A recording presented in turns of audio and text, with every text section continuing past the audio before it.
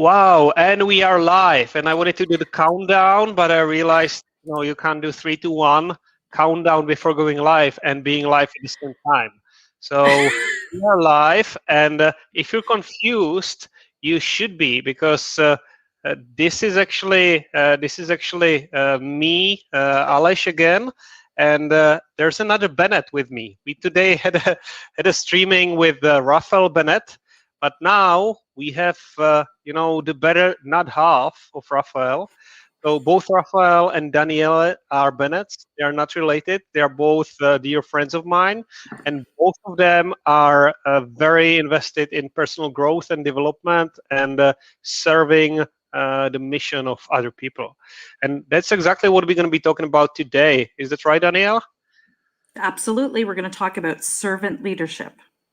Perfect. And what I like about these conversations is that very often we are talking about these lofty concepts. Something we see embroidered, on a napkin held by Elon Musk or something, and it's being retweeted.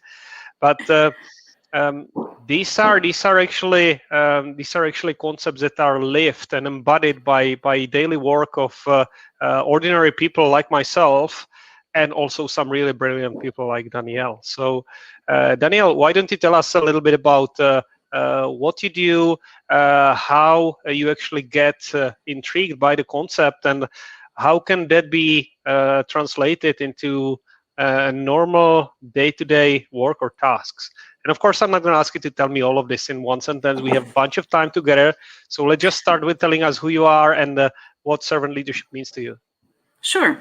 So my name is Danielle Bennett, no relation to Raphael. I'm a Canadian living in Toronto, Canada.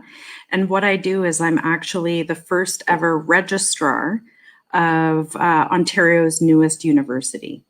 So in Canada, we have a little over 100 universities from coast to coast, and we have a few that operate in French, but the university that I work at will be opening its doors for the first time this September, and it's the first time that I'm going to say a fully French language university is opening outside of Quebec, and it's a very, very big deal.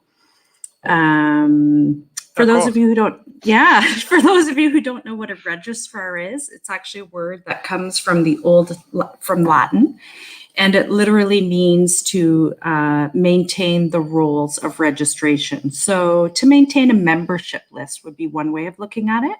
And in the context of education, the registrar is someone who maintains the list of students and ensures the accuracy of their files. So obviously, if you're enrolled in a college or a university, you're taking courses and you get grades and so on, and then eventually you will get your diploma. Well, my job is to make sure that all the information is correct in your student file so that you can get that diploma at the end. Servant leadership is something that I started exploring when I embarked on a personal journey for, as you called it, personal growth and development, professional development as well.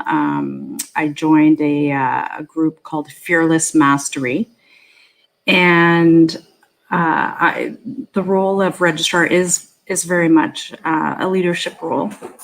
And I started reading about different kinds of leadership, kind of leaderships that encompassed more compassion, or where the goal wasn't necessarily leading for a profit-centric purpose, but more leading with a purpose that's aligned with values. And what came out of that bit of research is that there's this school of thought, or there's this leadership type called servant leadership that was first described about close to 60 years ago now, I think. And since then, I mean, it sort of was not very well known, stayed kind of quiet.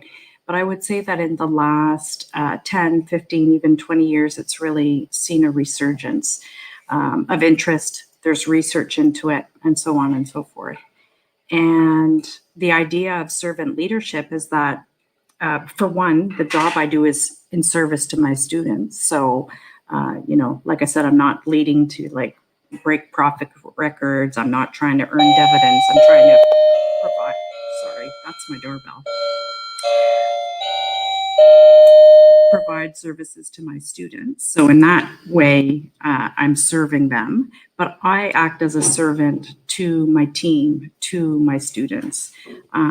If we take away the notion that I'm in charge, and that's not really what I think anyway, but that I'm in service to them, that's really what servant leadership is. And I became intrigued with that idea. It seems to make good sense that to offer the best service possible, I should be serving. And so, yeah.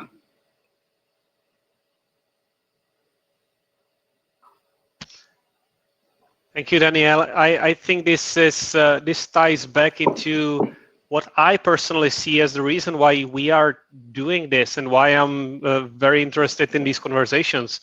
So normally, I actually stop myself from aspiring for, quote unquote greatness or something, some mission that looked this noble, because I thought this is for the accomplished people. This is for the people who are already there, who started truckload of businesses and startups, and how does that relate to me? So being able to connect with people who may have, I would say, normal job. I mean, I wouldn't say, Daniel, register. I can't even pronounce it properly. It's not a normal job to me, but it's something that is much more relatable to me. And very often, looking around the ordinary people, if you will, I thought, yeah, it's us, and then there's Gandhi, and then there's Martin Luther, and there's this gap we can never bridge. But it's not the case. There's a way we all can get inspired, and we can bring some part of leadership into our lives. So that's why I'm impressed, and that's why I want to have this conversation online, because this gives me the notion that this is accessible to anyone. And there's always a chance to start, and little by little bring these elements into your day. Absolutely. It's interesting that you mentioned, say, Gandhi, or if you think of like a Mother Teresa, or you think of Nelson Mandela. So these are all people who I think we could, on the one hand, say, wow, great leaders, you know their names, you can immediately picture them, but they lead from a place of serving, of doing the right thing. They don't lead for personal greatness. None of them necessarily aspired to those things. Mother Teresa was a humble nun, and had no worldly goods in the sense that you and I understand it. But like I said, this idea of leading in alignment with your values, the beauty of it is that, like you say, it's accessible to anyone. It's not hard to stay on track if what you do in your work aligns with your beliefs as a person, as the right thing to do. And so in servant leadership, we have pillars, if you will. And so I have this binder, and this is where I keep some of the documents that I'm using for my master's degree. And I would like to explore leadership throughout my master's in education, because that's what I do. I lead in higher education. And I mean, these pillars are not things like, have nothing to do with, can I measure how many widgets I sold, or can I, look for continuous improvement, although you can fit those things in there where you need them. So we look at things like our calling. So I feel called to serve students. I feel called to work in education because I've been doing it a long time, and it keeps me young, and I like the work. So that's great. Another pillar of servant leadership is listening. And that makes a lot of sense, because if you can't hear what the people, if you can't hear the people you're serving, what they need, then how can you be living out your purpose? And there are others in there as well, but I mean, just even those first two really speak to me. and being a better listener is something I've been working on. The other thing with another interesting aspect of servant leadership is really this idea that you're the servant as well as the leader. And when I think of that, one of the ways that I think it's best exemplified is that servant leaders are looking to develop the people in their teams to become leaders. And so you could think of this as succession planning, or you could just think of it as sound management, or like me, you could think of it like planting a seed for the future. So if I'm a leader and I'm a willow tree, and I would like another willow tree because I would like to eventually have a full arboretum, not just a solo willow tree. Well, I need to plant a seed and I need to water it and I need to give it nutrients so that the seed will grow, so that then I'll have another willow tree, and that willow tree will maybe disperse some seeds and it will grow as well. And before you know it, we're in a forest. We're not just a tree all on our own. And I have a very small team where I work because we are a new university. And I have two people who work with me, and I'm already imagining them as leaders of teams in their own right. And so that means that I try to bring trust to the relationship. I try to tell them regularly how much confidence I have in them in the work they do. And I try to make a special point of doing that when they come to me and say, "What do you think of this? Is it okay?" And I say, "Well, that's something I asked you to do because I believe you can do it. If you want my opinion or you just want a feedback, I'm happy to give it. But I'm not here to tell you how necessarily, like unless you need a bit of a pointer. But I mean, you can do it your way. It doesn't have to be my way. The end result is the same and you're doing the work." And believing in someone and letting them know that you think they can do the work is extremely empowering for them. Think back to a time you had a boss who believed in you, or a mentor. It doesn't have to be a boss. Someone who said, "I believe you can do this," or encouraged you. How did you feel? You feel like a flower that's blooming. It helps you maybe overcome a fear. Maybe you were nervous, but someone telling you that they think you can do it, you start to believe it too. And these two incredible women who work with me are experts each in their own domains. And I think one day, if that was of interest to them, they could either be associate registrars or registrars on their own, or lead up a whole service. Right now, it's just us three, but these services will grow, and I think they will lead them.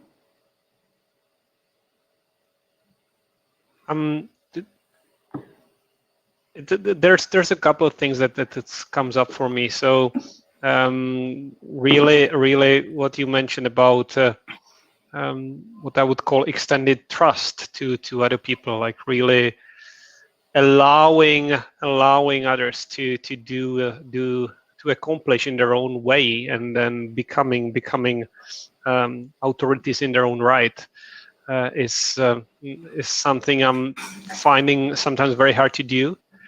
Okay. Because then I'm wondering, I'm not a accomplished people manager or anything close to that, and I think partially it might be because of my fear. So my fear of trusting people that they will do the right job. I think that's what drives people to micromanagement: the fear that no one else can complete or accomplish the way they would. Have you been through this stage in your career, and how did you manage that? Sure. Well, with a good old trial and error sometimes, and because I've been managing people for such a long time, pretty much from my very first job post-university, I've managed people. My first experiences were with volunteers, which in some ways is more challenging because you don't pay them. So you're going with goodwill and enthusiasm and basically finding a way to tell people what to do, even though you don't really have a right to tell them what to do.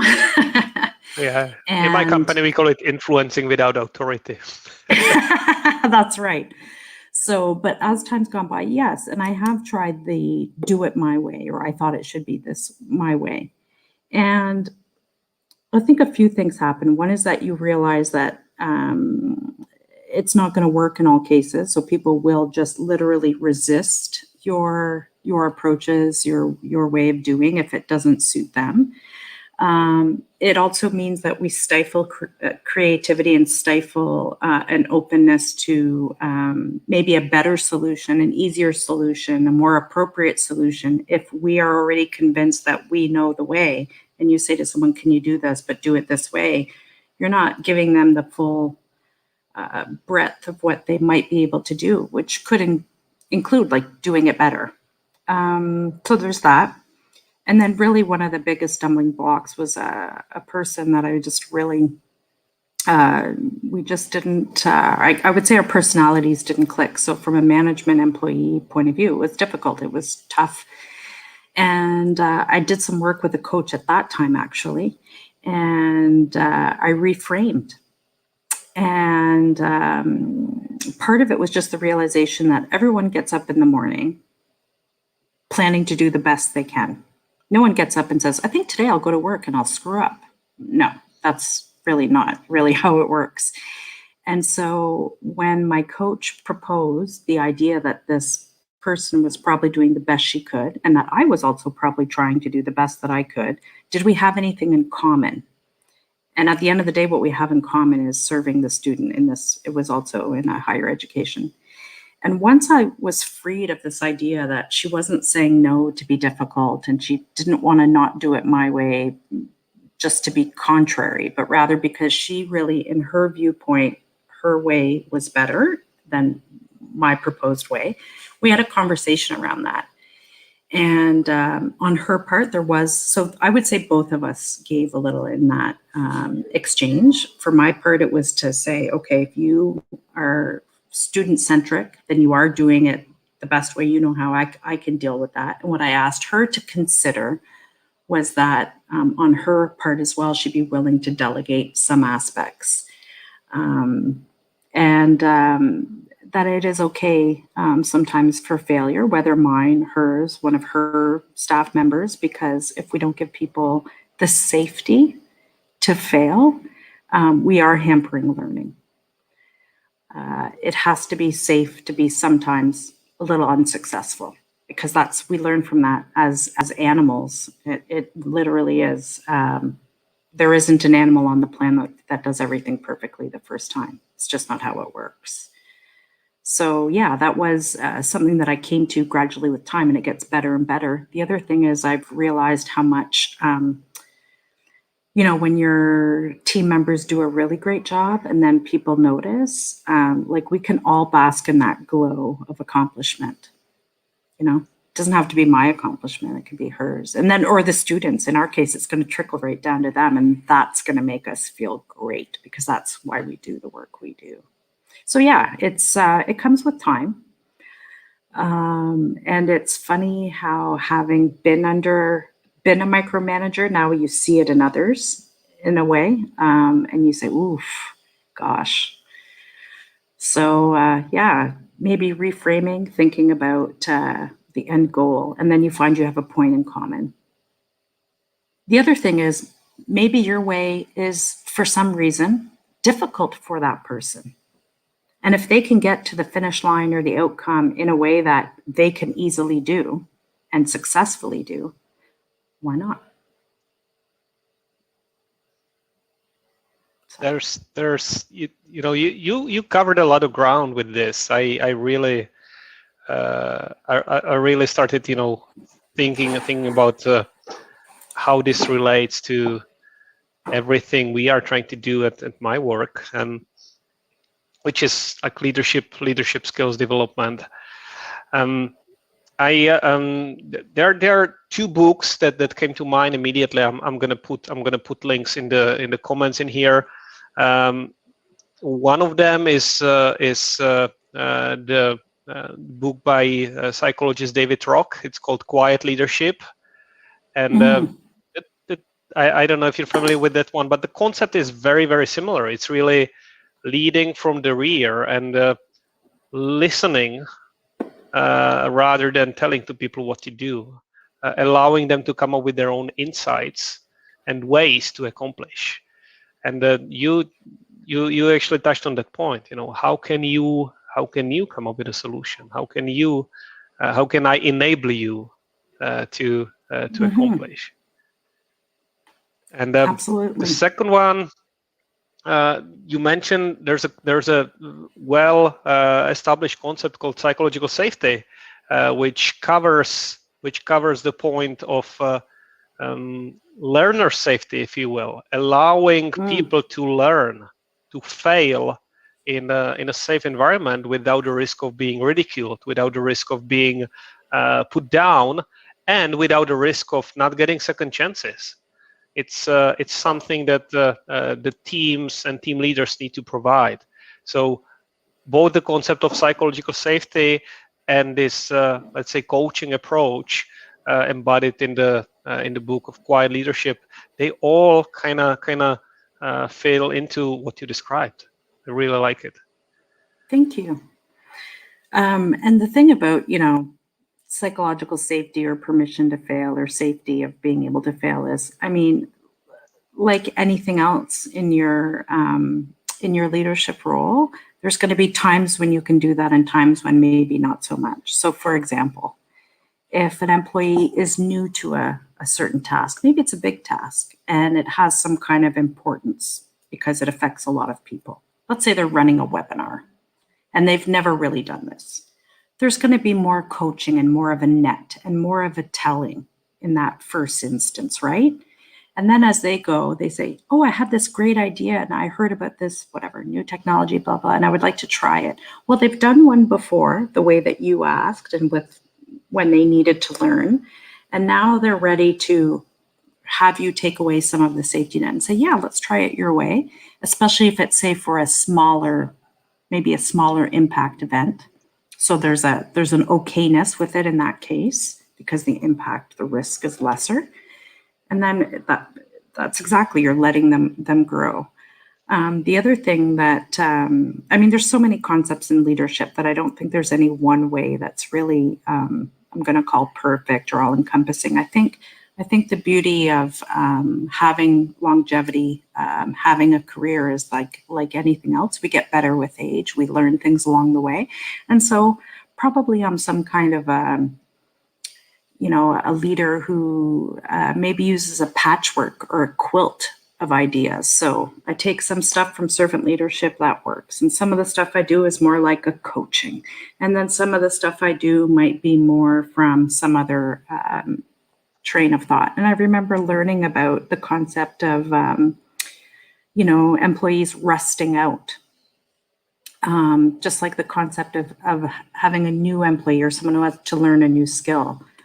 So someone can have a same role for a very long time. And so certain parts of their role become commonplace or boring to them. So what can we do to put a little spice in that and not have them be rested, have them show someone else how to do it, give them some added responsibility to take away the routine. And one way you can do that is to give someone like that a new task, something completely different, and let them stretch and let them learn a new skill. So just because someone's been doing a job for 10 or 15 years, is there something new you can give them? Now, again, it's going to depend on the person. Not everyone loves that kind of thing. And then some people thrive on it. So I would call a lot of what I do very personalized to the person in question, as much as that's possible. Absolutely, and I see I have lost the video feed in here, so luckily Okay. the nicer portion of our duo is on screen still. I'm gonna fix it in the meantime. However, I actually wanted to you keep opening new loops, which is brilliant. To realize that we are using similar concepts, and I would like to touch upon the Ken Blanchard's concept of situational leadership, which you mentioned I love indirectly. Yes. Yeah, so that's basically the distinction between the newbies, right? New, fresh in the role versus tenured in the role. Are you applying the situational leadership as a concept, or do you really, as you said, you integrate it into everything else you do? I do integrate it. I did learn about it in, I believe, a workshop. I think I did at one of my previous employers. So I've worked in universities for a very, very long time. And one of the advantages of that is that the professional development programs are pretty extensive. And in a lot of the places I've worked, not only is there professional development available to staff, but we've got things like a school of management, for example, or a business school. So you can even sometimes, arrange to take a class as an auditor, sit in on a class. I've had the privilege of sometimes being able to sit in on lectures or speak to professional professors. So these are people who study, who research themes of leadership. So someone that I worked closely with at the University of Ottawa is his area of expertise is leadership and followership. So the whole concept that if there are leaders, well, there are followers. And if we have a science around leadership, the way we lead, why isn't there also a science surrounding the way we follow or followership? And there is actually. So that's what he researches. So I've had like conversations with him. And yeah, situational leadership is the idea that, and I think the reason situational leadership speaks to me is because I'm also a mother. So it's definitely something as a parent that you see with your children. So you have 3 children. In my case, I have 3 children, or you have some children. And even though they have the same, genetic building blocks, they're all different, right? So none of my children, they have some similarities, but they have lots of differences, and they get along. They're different ages. That's the other thing. So I didn't have triplets or twins. So I have 3 children, 3 different ages, different genders, different birth orders. Obviously, there's an eldest, someone's in the middle, someone's the youngest. And all these things mean that you cannot parent them exactly the same way at the same age, identically. You just can't. There's just too many things going on, too many different forces at play. And it makes more sense to parent to the needs of the individual. So, maybe with one child, it's important to, I don't know, maybe the curfew has to be different for whatever reason. Maybe you want to encourage certain extracurriculars with this child versus that child. You're always looking to help them grow up and develop. You want to give them responsibility. Maybe this child's ready for responsibility at a certain age, and this child is older or younger. Well, situational leadership is pretty much that. It's recognizing that just because you have people in your team, and they may even have the same job title, that doesn't mean they're all coming at you with the same experience, the same special skills. Some might be very expert at working in Excel, for example, and someone else avoids it at all costs. Someone might be an excellent writer and be happy to write up procedures or regulations. And someone else says, please, I'd rather, jump off a cliff first. So everyone has their strengths and their weaknesses. So with situational leadership, that's a way to realize that and realize you are leading a team. And so there has to be, I'm going to say, some basic premises to have equity and fair play within the team. Like you don't have favorites and you don't get extra vacation versus that person. It's not like that. But then beyond that, then I'm going to lead you in a way that's going to allow you to fully realize all your potential. So if that means that you prefer the writing and you prefer the data crunching, well, can I maybe have it so that there's some responsibilities swapped for a little while anyway, to let you try something different and beef things up? And I have found that to be really useful, both from an efficiency point of view and from a cross-training purpose. And another thing that I like to do, which I think you could link back to situational leadership, is to ask your team members what skill they have that they feel they're like a skill that they feel very comfortable and good with, but that they don't use at work, but would like to. And do you know that if you ask people that simple question, you will instantly have a bunch of new ideas for things you can do in your workplace that you had no idea because you've asked that question. So I had someone tell me she was certified in yoga and would happily lead us in sessions free of charge to have like team building, relaxation, nice way to end our week. If you don't ask the question, you don't know the answer, right? You don't know what untapped resources you have within your own team. So, yeah, that's something that right now we're virtual, so it's something that's going to wait. But like I found out, one young woman, she's moving from Alberta to come move to Toronto and work at UOF. She's an avid jump roper. And I didn't even know this is it's a fitness craze. I didn't know. Well, you know what? I bought a couple of the jump ropes from the same company that she got hers. I asked her for the info. And she's going to lead, a lunchtime jump roping a few times a week for students and staff. So, but who knew? I can't hear you. Are you on mute? Still can't hear you. That's awfully odd. Oh, there. Now I can hear you. Much better, huh? No, Yes. I was just sharing something from behind the scenes. So me and Danielle, we had this conversation before preparing for this call, and I said, yeah, well, I like drinking tea. How can I bring it, to work? And Danielle said, hey, I like to explain, complicated concepts about leadership. So here I am, just holding the space. Danielle doing all the work. You could have a tea ritual at work, Alesh. I actually do have also a jump rope somewhere around here, so don't get me started. If you say so. Well, circling back to the concepts we mentioned, we as I said, we covered quite a lot. I also realized that you mentioned indirectly a couple of ways to reward people.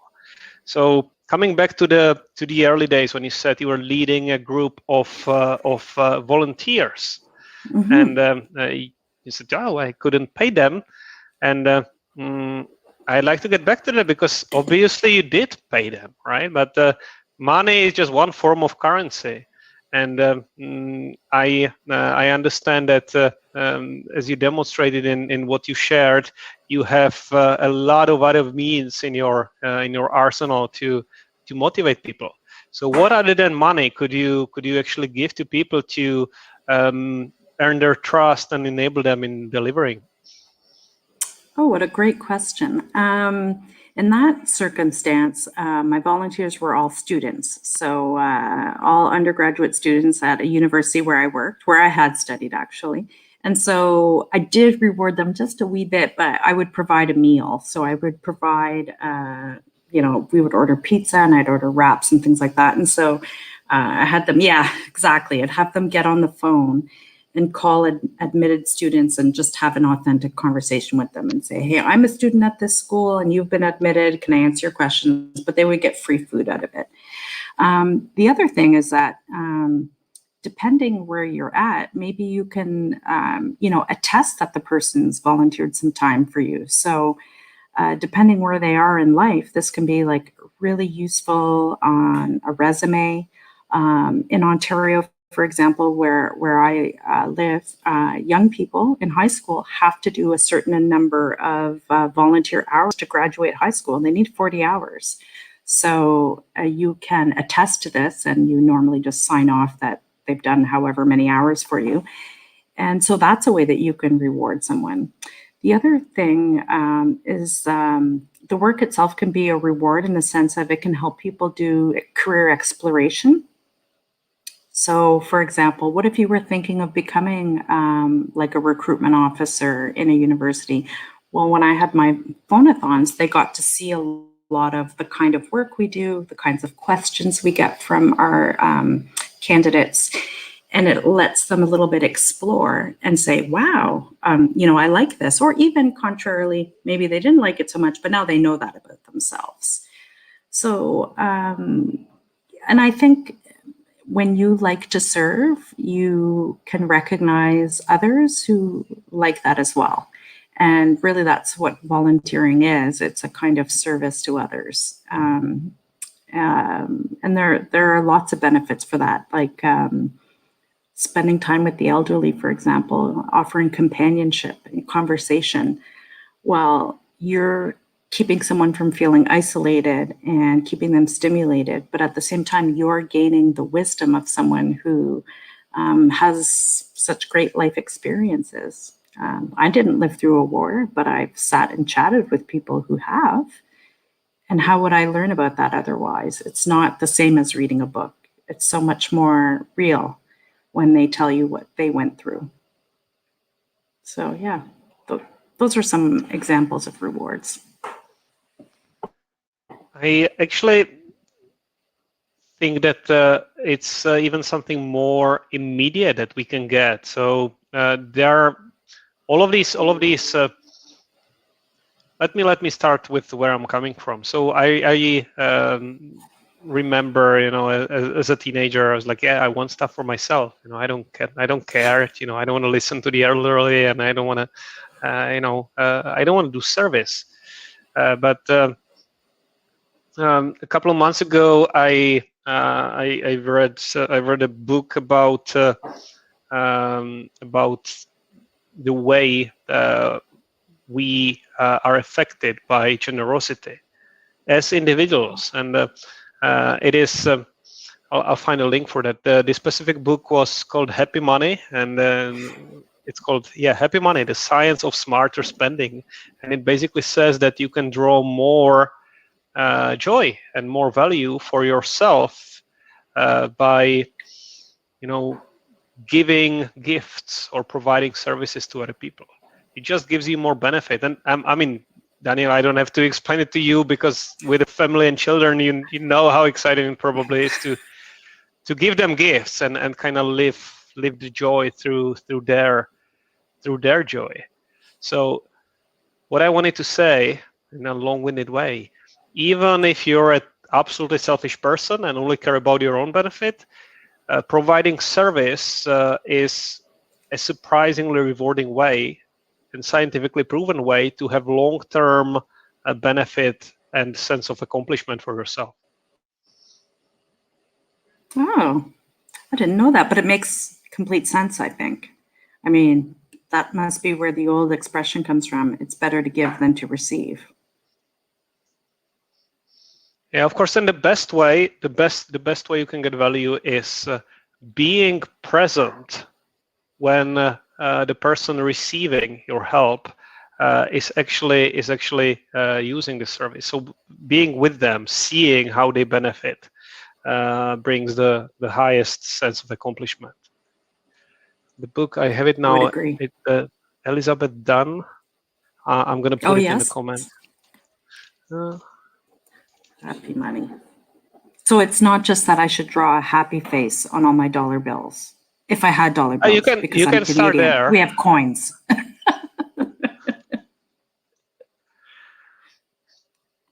Here we go. Like you're in Europe, right? So the euro, what's the smallest denomination on the euro? Isn't it a 5? Well, if you're not counting cents. Yeah. Like we have so the bill, though, it's €5. €5 is the lowest banknote denomination, and then you have coins. We have 1 cent. Yeah, same here. Euro coin, which is completely useless. Kind of. No, we can say we got rid of ours. You did. We got rid of ours. Pennies, yeah, we don't have them anymore. No longer legal tender. And so when you go somewhere and you pay in cash, they round up or round down to the nearest nickel. 5 cents. What a ripoff. But based on the Happy Money book, you should feel accomplished by donating, providing service to the government or whoever is getting the extra penny. Well, I don't pay in cash, so it's all fine because you can pay in absolutes when it's electronic, right? Because there's no actual money changing hands. Wow, you got me there. You got me there. But I refuse to think and debate in absolutes. Let's debate in the realm of possibilities. So deep. Well, let's do this. I mean, I like this. This is like an ultimate question that's to throw you off. So, are you ready? Brace yourself. Okay. Okay. So you mentioned that you have a lot of experience with leading people. You created your own patchwork of leadership skills. What would be imagine that you would be able to kind of use a time machine and travel back. And I'm not going to make it easy for you. I'm not going to say 20 years, 5 years, because then it's kind of easy and you can see the change. But what if you were able to travel 1 year back, 12 months? What have you learned in the last 12 months? What would be the advice you would give to a slightly younger Danielle that she could follow, and it would bring her forward faster? The reason I'm saying that, I'm going to blabber so we have time to think, is Yes. both you and me, we are part of the Leo's group now. We are actually striving to propel our mission faster and to really embody what we are striving to achieve here. So 12 months ago, it's a long time. So now I'm dreading like you're gonna say, yeah, I wish I never met you and never embarked on this. So what would it be? What did you learn in the last 12 months? Let's see. I learned a lot about my patterns. So I learned a lot about, in my case, it's procrastination. So that would be something that I could go back and be like, okay, here's why you're doing this. It's really because you were afraid. You were afraid you're not going to be good enough or do a good enough job, etc. So that would be one thing I would like to be able to go back a year and just save myself that procrastination time and have that conversation with myself. And then in terms of my actual leadership, I think one thing I would like to be able to tell myself a year ago would be how to help coach someone that I was leading through her fear. Because she really, and I did to the limited degree that I had tools to do that, the best that I could, but I could see in her that she had so many great skills and she really had great ideas, but she was such a perfectionist that sometimes it like actually stopped her from getting things done, because she would do something and then she'd say, oh, well, I should change it. And then she would adjust it. And then she'd say, no, I think it was better the first time. So but, when I remember one time, this really struck me. She was working up something for me. I can't remember if it was like an invitation or a letter or something for our work. And she said, okay, it's ready for you to make sure it's, okay, and we'll send it out. And she sends it to me and I look at it and I have some comments. So I go back. I don't just send her, I go over and I say, well, I think I would have said this more this way, or maybe we could use this wording. And she was taking in everything I was saying. And then when I finished, I said, well, how does that sound? And she said, I should have sent it to you 4 versions ago, because that's exactly what you just said. So she had so much played with it and doubted that what she was doing was whatever, a good job, right enough, that she had completely overthunk it to the point where she destroyed all the good work. And then when I said, well, how about this, that, she had done all that 4 versions ago. So I thought that was pretty, I thought that was a shame, because she's clearly very talented. So it's a shame that she doesn't feel it yet. But to be fair, she's quite a bit younger than me. And probably at her age, I felt that way too.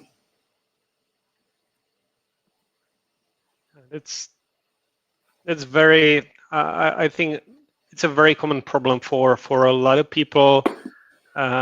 And I'd say it might be a kind of a silent majority. Those people who want to craft their product creation, whatever it is, to perfection before they actually share it with anyone. And there's so much work that is left unshared because of this.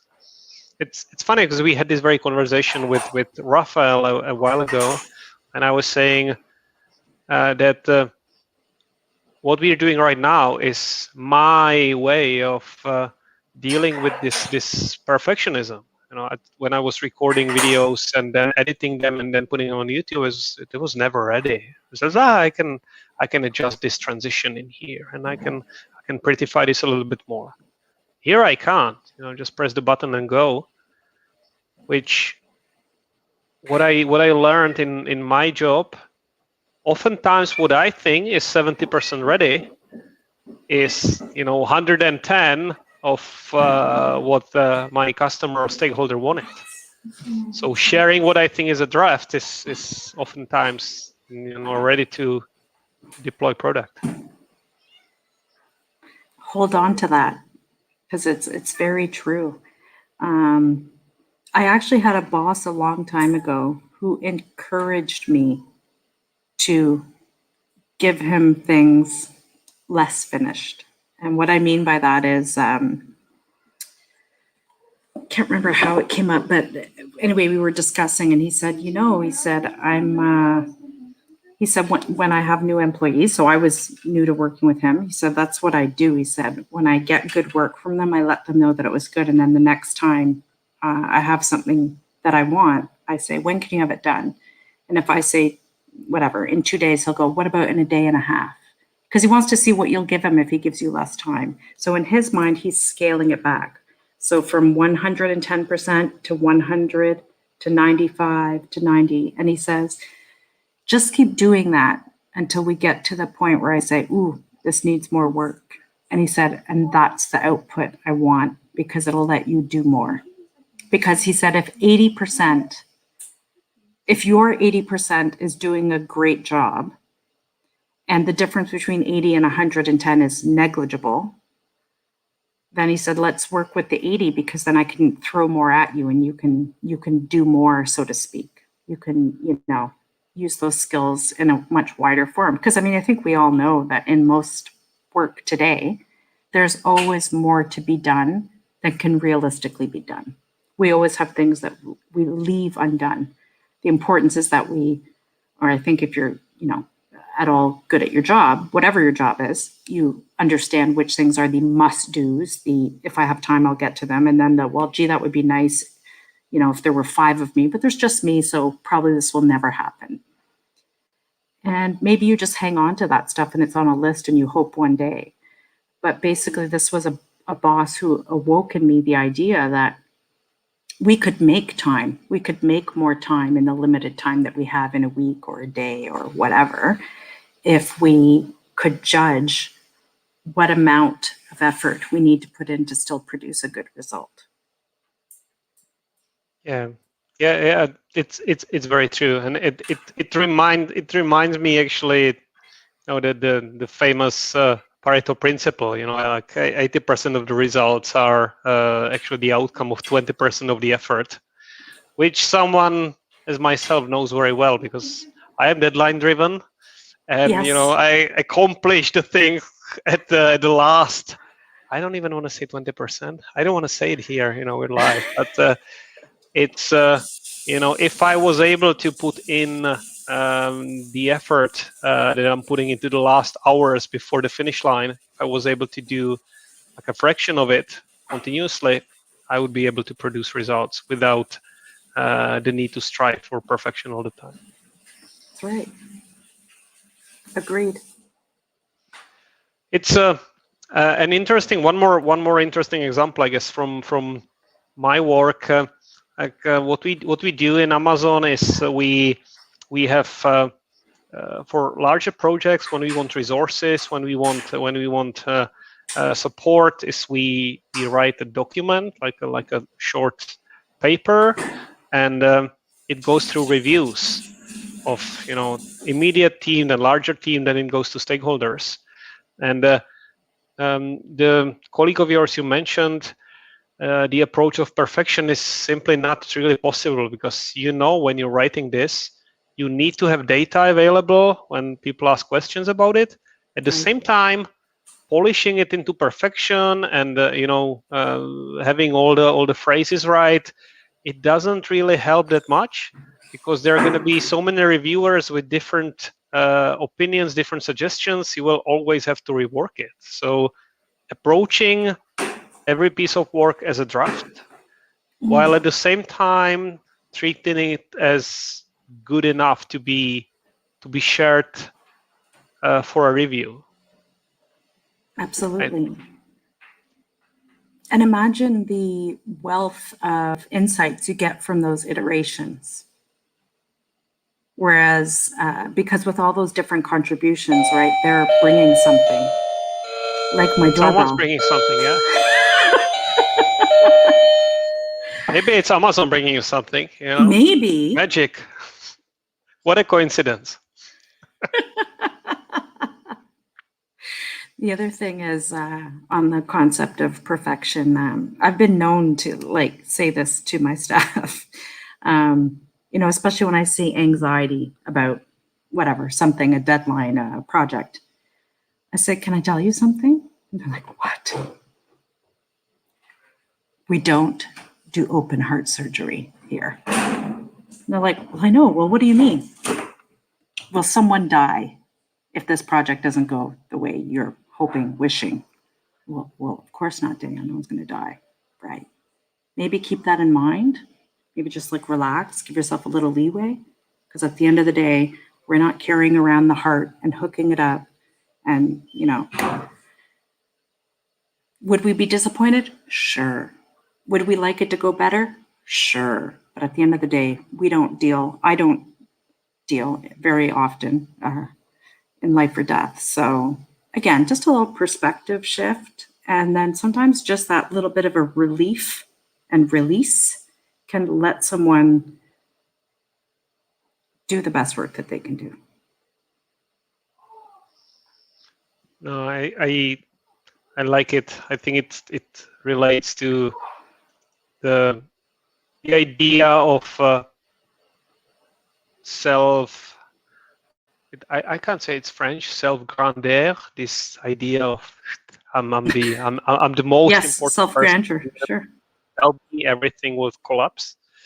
So it's good to remind oneself that in comparison with the infinity of universe, everything is less significant than it feels. And I like this. I just that's a good point. In the cosmos. Oh yeah.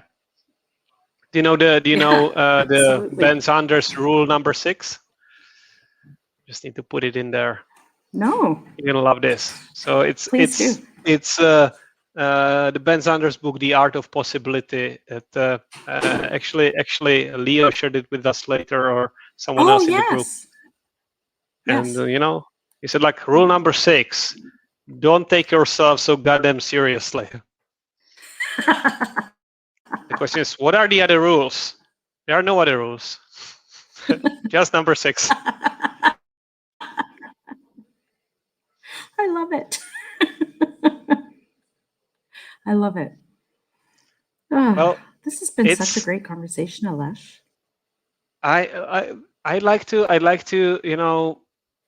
bring it back to one more I guess fairly deep question, and I wonder what your perspective is in there. And to give you a little bit of a background, I was always wondering, and this is why we are doing this. How do you bring? How do you integrate all of these leadership lessons into your life, into the day-to-day? This is how we started this conversation, and you provided multitude of examples. It's something that's always challenging. And I think you and I, you especially today, is role modeling how it should be, like showing that there are actually people who are striving to improve and who are striving to bring this to life. So here's my question, with all this circling around, how do we apply rule number 6 and the infinity of universe with the sense of ownership or purpose? How do you find a balance, and how should your perfectionist colleague and or your reports and all the people you are trying to inspire, how should they find a balance between this sense of perspective, no open heart surgery, while still striving to keep the ownership and do their very best and keep pushing the envelope? So in 2017, I suffered a job loss, and it was a very humbling experience, even though the job loss was at my instigation. So, and I was without a job for almost exactly 1 calendar year, I think is what it was in the end. And during that time, so I did a lot of things, right? I said to myself, okay, well, here's an opportunity, trying to see the bright side. I have to build up my resume, network a little more, make sure I'm putting out my best skills. And I had at that time thought that I might leave the industry I was in. It turned out that I didn't, but that really was a real thought that I had. And so in I did some career coaching, and I followed a program. And then I also did a program that was also career coaching called Guidance Counseling for Adults. So basically, we give guidance counseling to students in high school, and we talk to them about, oh, this test says you're good at this, and this set of markers says that you're cut out for that, and it's supposed to help you figure it out, right? But adults don't usually do this. So I did a course so that I could see what am I good at? What do I want to keep doing? And what do I want to leave behind? And when I did that exercise, part of it was I did a couple of, I've done in the past the strong personality test. I've done the Myers-Briggs many, many times, but I also did the VIA Institute's traits, I don't know if it's called assessment, I guess. And the VIA Institute has a, replicable, you can replicate it, it's reputable. And it basically, the way you answer these questions say, what are your core traits as a person? And the idea would be in your work, if you can bring your core traits, well, you're aligned with how you are, so it'll work. And I found out that one of my core traits was not surprising at all. So the thing is, none of this is surprising, but sort of when you see it on paper, you go, oh, okay. So my 3 were humor. So that's one way that I keep people in the here and now, is that I don't take myself too seriously, because even though what we do is serious work, that doesn't mean we have to do it all seriously all the time and not have fun along the way. So there's a lot of humor. We laugh all the time. The head of HR said to me, you have the best team, like the whole unit that you work in academia. You have the best team. Every time I'm invited to a meeting of yours, every time I'm talking to you, everyone's smiling, there's always jokes. You're doing your job, you're doing a great job, but you laugh the whole way through, so to speak. Not quite, but she says, looks like we have a lot of fun doing our job. And she's right, we do. So that was one of the traits. The second one, I was like, I understood it sort of, but I didn't know I was supposed to bring it to work. It was called love. This was my love. I thought, I'm supposed to. I think we can think of love as other things, in the sense of love is a part of compassion and empathy. So I feel compassion and empathy for my students and for the people I work with, which helps me lead them in a way that is kind and compassionate. So if I had to give a feedback to someone or tell a student a disappointing piece of news, I'm going to try to do that in the most kind and gentle way that I can. And I'm going to try to have solutions as well to help, minimize or mitigate the disappointment that I might be having to share with them. I have had to have a hard conversation before with a student and say, I know your dream is to come to this university. It's not going to work. You have to, so let's talk about some options. Okay, there's summer school, there's whatever. So, I've had people cry in front of me. It's having compassion is good. And the third one also was a bit of a surprise. I didn't think it would come out that strong in the character trait analysis, but it was faith. And so, again, faith is a word that can be taken a lot of different ways. We could be talking about a faith in a higher power or the universe, which are things that I do. Faith in those around you, which is the confidence I was talking about earlier, sharing with my team members. I have faith that students at university are adults and can read and understand basic rules, and that it's not my job to chase after them and mother them, but rather to enable them to take care of business. And if they slip along the way, well, come see us and we'll help you get back on track. I have faith that my 2 team members are going to lead extraordinary things and do a great job, and that we're going to have the best student services anywhere. So that's what I would say is how I follow rule number 6, is by being true to my own core traits. Yeah, it's easy. You make it sound easy.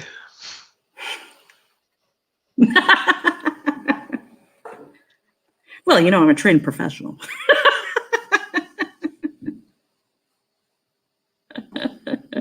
Well, Danielle, I should have mentioned that at the very beginning, but as with your volunteers, I can't pay you. Certainly not today. I knew. Thank you for volunteering, doing this with me, and following the rule.